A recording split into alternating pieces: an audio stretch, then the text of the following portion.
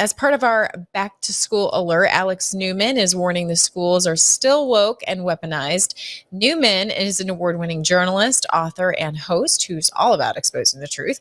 As president of Liberty Sentinel Media and a contributor to the Epoch Times, The New American, and more, he's interviewed world leaders and had his work featured everywhere from Fox News to the New York Times. And he's here to dive into the fight against school indoctrination. So let's get into it. Alex Newman, thank you so much for joining me. Thank you for having me. Great to be here, Kristi. Excellent. So yes, the topic, obviously, back to school. My kids have been in already for just a few days. Some parents are still waiting to send their kids back. But yeah, it's fresh. We need to know what we're getting into, right? Obviously, I'm with you probably that the ideal situation is homeschooling when you can. That's always the best solution. But in those cases where it becomes difficult or you need to send them to school, let's make sure that they're armed and ready, right? Absolutely. Yeah. It's great to be here, Kristi. And, I think at this point, it should be obvious to people that if you can pull your children out of the government's indoctrination camps, we shouldn't even call them schools anymore. They're not schools. They're indoctrination camps. That is for sure the ideal. Personally, I've got 6 children. We have them enrolled in classical conversations. We do a lot of different things. We mix and match. We do homeschooling, my wife and I, and I wouldn't trade it for the world. There are also a lot of great private schools. But for those people who absolutely must, for whatever reason, send their child to government school, and we know a few people who are like under court order or, different things, there are certain things that you can do to try to protect your children. And one of the first and most important ones, I would say, is you must teach them basic reading before they get exposed to the quackery in the government schools. I've been working on this for 15 years now, and I learned about it from my mentor, Dr. Samuel Blumenfeld, who spent 60 years of his life on this issue. The way that they teach reading in virtually every government school in this country, unless you have a rogue teacher who knows better, will absolutely handicap them. There's a reason why the government's own data show that more than 50% of American adults are in the bottom 2 out of 5 categories when it comes to reading. In other words, they're functionally illiterate. Less than 1 in 3 victims of public schools are even proficient in reading. That's on the government's own test. And the reason why is very simple. They're being taught to read using quackery that has been discredited since it was first tried out in the government schools in Boston back in the mid-1800s. They're still using it because they know it causes reading handicaps, causes dyslexia, causes other problems. And there's a very simple solution. Even if you have to send your children to a government brainwash camp, teach them phonics first.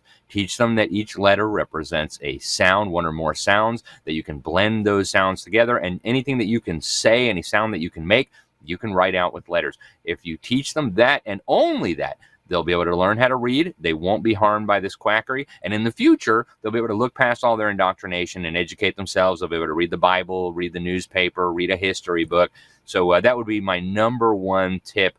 If you have to send your children to a government brainwash camp, the tip would be don't. But if you do have to, make sure you teach them how to read first so that they can actually learn how to read.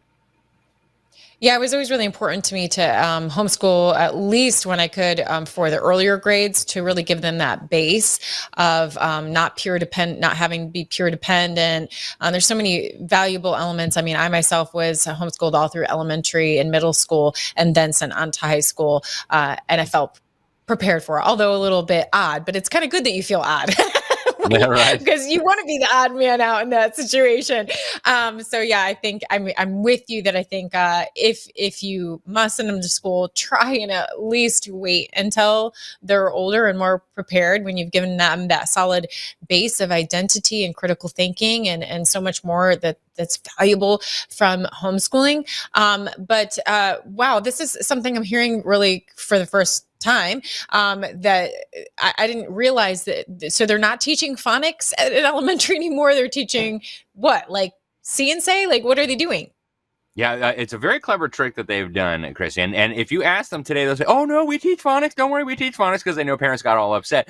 But here's the little trick they've done. If you look at the Common Core state standards, which are used in virtually every state, I don't care what your lying politicians say, they're almost certainly in your state. First, they teach whole word memorization. So let's just take any word. Let's take the word fish, right? A fish is an F as in f. I as an and then sh together makes a sh sound. So fish, so you spell it out.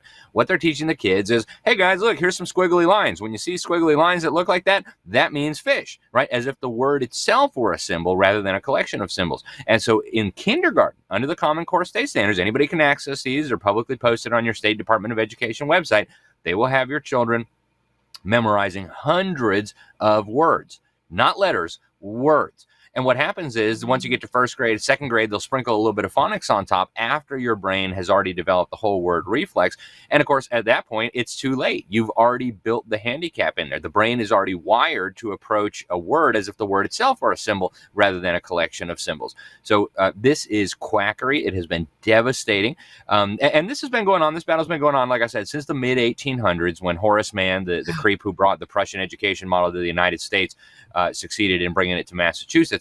And there have been a lot of exposés. Some of the rogue teachers know about this, and thankfully they teach the children how to read properly. But if they follow the law and the state standards in almost any state that you're in, they're going to be exposed to the quackery first. That will handicap them, and then they'll sprinkle a little bit of phonics on top so parents don't get too upset. Excellent. Now, I know that you're also trying to raise the alarm about indoctrination continuing despite Trump's heavy efforts on reforming education and even abolishing the Department of Education altogether. You're warning that indoctrination continues out of UNESCO, or tell me more about how that's working, how that happens. Yeah, thanks, Chris. And I would start by saying the entire purpose of this education system, people don't realize this. They think we had a good education system back in the day and somehow it got hijacked by commies and Marxists. Absolutely not. In my new book, Indoctrinating Our Children to Death, the first 8 chapters are dedicated to the people who created the system in the first place. Every one of them was what would be considered today a communist, and they started before Karl Marx even came on the scene with his the state should educate all children. Many of them were talking to spirits and were into the New Age and the occult, using Ouija boards. I've got all the documentation for this. So there was never a golden age of government education. It was always created to fundamentally transform the minds of your children. And so the system is not broken, right? When you understand that it was designed to do this, then it makes sense. And Trump is doing a heroic thing in exposing this. He's talked about, the reason our cities are burning is because the children are being indoctrinated. And a lot of this indoctrination now, people think it's just coming from the U.S. Department of Education. It's coming down from UNESCO, which is the main UN agency in charge of indoctrination worldwide. It's the UN Educational, Scientific, and Cultural Organization. I've written more about this agency than probably any journalist in the world. And I've been urging Trump to withdraw. Thankfully, he just did that. Last month, he gave them their formal notice that we're going to be leaving this organization. But UNESCO responded, their socialist director general responded by saying, oh, that's nice. We'll welcome you back when you're ready. But in the meantime, we're going to keep working with all our American partners, states, local governments, universities, publishing companies. So they're just like laughing at us. Like, okay, you can leave, but it's like a roach motel, right? You can never check out the Hotel California. So they're laughing. Their influence is still in our classrooms, and they're dead serious. Wow, that's so scary. But thank you for spearheading, being on top of this more than anybody else, to make sure that we're educated and make sure that it's not necessarily that easy to say goodbye to what they're doing.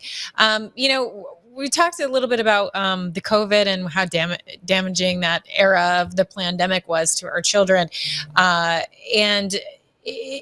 The silver lining of that, I always continue to recognize, is that I feel like since parents were basically essentially forced into homeschooling in that era, they're like, wow, okay, we can do this. And so now there's more than ever homeschooling and being like, rather than my kids sit on a computer, I think I can do a little bit better job than that. So I also see this with the vaccines. Now more than ever, people are questioning the vaccines and hesitant to follow the vaccine schedule, growing exponentially that parents are opting out.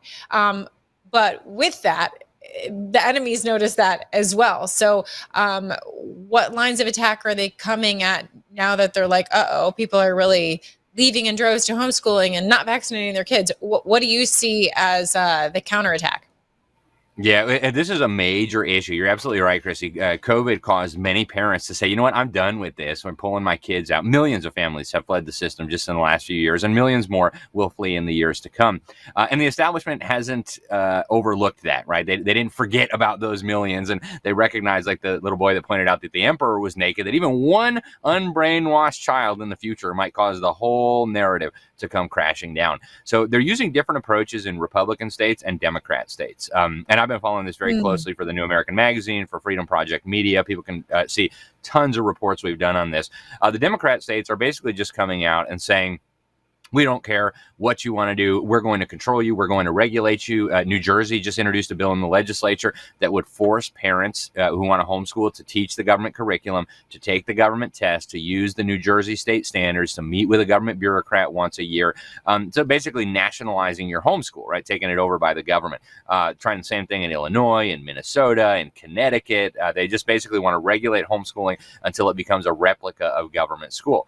In the Republican states, they're actually using an approach outlined by UNESCO in a 2022 Global Education Monitoring report that I have, and I'm happy to send to anybody who wants it. They're saying, hey, we'll give you free money to homeschool, and free should be in air quotes. They took it from your neighbor. We'll give you free money, like cheese in the mousetrap, right? And it looks delicious, smells delicious, and as soon as you go and eat that free cheese, boom, you're done, right? You're now stuck in the system. And so that's what they're doing in the Republican states. They're offering homeschool families stipends and vouchers and education freedom. They got all kinds of different little gimmicky names for them. But as soon as you take that money, you're trapped in the government system. Like here in Florida, as soon as you take the money, you're not even a homeschooler under state law anymore. Same thing in Arizona. As soon as you reach for the money, the handcuffs go on. You're not even a homeschooler under state law anymore. You got to report your stuff to the government. You got to jump through their hoops. You got to take their tests. You got to meet with bureaucrats in many cases. You can only use approved vendors. So this is a recipe for disaster. And unfortunately, a lot of the homeschool movement, at least the newer folks coming into the homeschool movement, haven't recognized the danger. Homeschooling historically has been like, we don't want anything to do with your failing, terrible brainwash system. Leave us alone. Now it's like, oh, but give us free money. Well, the free money is ultimately going to be the tool that brings us all back under control if we're not careful. So there's been this effort for money to follow the kids and give them choices for charter schools or to use the money for homeschooling. Is this the same thing? Like you're just saying, if the money ends up following the kid, just beware. Like there's strings attached. Absolutely, Kristi, and I can't emphasize that strongly enough. Wow, that's really valuable information because I was like all about it. I'm like, yeah, the money should follow the kids, but like you're saying, like eat. Not so fast. Yeah, well, they've got a real good marketing program behind it, and it sounds nice at first glance, but I mean, conservatives. Let's remember, right? Universal health care. Oh no, that's terrible. Why would we want big government health care? Universal basic income. Oh no, we don't want to become dependent on the government. Universal government funding for education. What could go wrong, right? So this is a trap. There's a lot of well-intentioned people who are supporting it, and a lot of these people are my friends, legislators who have been caught up in this. But I want to warn people as clearly as I possibly can, with the money will come the government control. And as conservatives who want to be good stewards of taxpayer money, we don't want people taking public money and using it to buy field trips to Paris or to open jihadist schools. We're going to train kids to be suicide bombers. There's got to be some controls on tax money. So what I have said, and I've said this to many political leaders across the United States, don't give us free money that you took from our neighbors. Just let us keep our own money. If I have a tax liability at the end of the year for $10,000 and I've got children and I don't send them to the local government brainwash camp, just let me take that off my tax bill at the end of the year and leave me alone, right? So then the money's not going to the state capitol or Washington, D.C. and coming back to me with strings attached. That makes so much more sense. And that's why you're here with me on the show. Yes, you're right. No, that makes so much more sense. And I love that you bring that up because, yes, I think that we as conservatives, as Christians, we so badly want things to change that we're like, yes, like instantly when we think that we're winning, we're like, yay. And then we need to never let our guard down and make sure that we're doing our homework always. So I love that you brought that up because that's really vital information. Is there anything else that you wanted to share on this show that I've dedicated to back to school? Anything that we didn't cover so far yet? Well, there's so much to say about this subject. I would encourage people to go back into the history a little bit. You really can't understand this system of so-called education without understanding where it came from. And so I've traced it back to its beginnings with a utopian socialist back in the late 1700s, early 1800s, who wanted to basically transform society. He said he was waging war on what he called the Trinity of Evil, which was marriage, private property, and religion, in particular Christianity. He claimed to be talking to spirits, and he started this crazy commune up in Indiana that obviously failed because communism is stupid. And his conclusion was the reason it failed is because the government wasn't yet educating these children. So he started a secret society to push this idea. It took root over in Prussia, then was reimported back into the United States via Massachusetts. And then you look at like John Dewey, who's called like the founding father of our public school system. This is a guy who went to the Soviet Union and couldn't say enough good things about this mass murdering dictatorship and what it was doing to the minds of children. And I want to warn parents too, Kristi, some of these social engineers, they've had 100 years now to perfect their indoctrination, their behavioral psychology, their manipulation of our children. They brag that in 15 minutes, they can undo what parents have tried to instill in their children in 15 years. So if you're going to send them into this environment, you must prepare them for battle, because that's what this is. It's a spiritual war that you're sending them into. And if they're not prepared, if they don't have the answers to confront the things that they're going to confront, they're going to get sucked into it. I mean, there's a reason why 80% of children from Christian homes who spend 12 years in a government brainwash camp are leaving the church, they're leaving the faith. It's because these people are masters at what they do. And this was always the plan. It's not some new development where it was recently hijacked like people want to think. This was their goal from the beginning. And I think until we have a correct diagnosis of the problem that ails us, we're going to keep coming up with the wrong solutions. So I would really encourage people to dig into this history. It's absolutely critical. My last book deals with that a lot. We've got another one coming out. I'm working with Robert Bortons, the CEO of Classical Conversations. We expect it out in 2026 called Woke and Weaponized, where we're going to detail some of this. But it's critical that people understand this. I believe, Kristi, it is the most important problem facing our families, facing our churches, and facing our country. It all starts with the kids. And so again, the name of the book that we can get right now to start uncovering, which I think sounds so exciting and fascinating. I would just love reading and understanding, especially when you're saying like he's talking to spirits. I'm like, ooh, like what, like how secret was this society? Sounds really exciting to learn about, and more importantly, know, so that we can prepare our children. But where's the best place that we can pick that book up?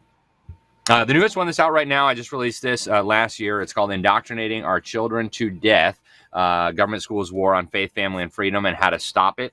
It's been endorsed by some amazing Americans, Pete Hegseth, the Secretary of Defense, General Michael Flynn, Josh Phillip from the Epic Times, Kirk Cameron. And people can get this either at Amazon. If they want a signed copy, they can get it at my website, libertysentinel.org. Wherever good books are sold, a lot of Christian ministries sell it.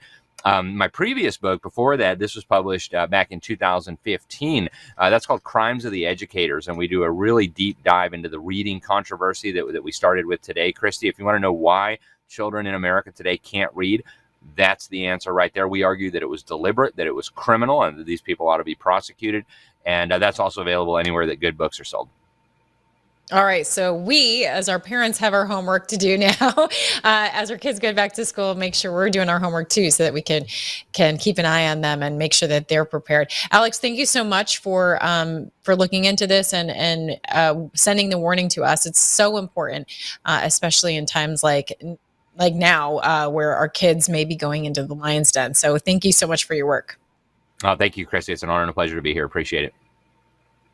Thanks. All right. And I'm sure we'll have Alex Newman back again. But wow. So hopefully you're armed with some things to think about, some resources to get as your kids are heading back to school.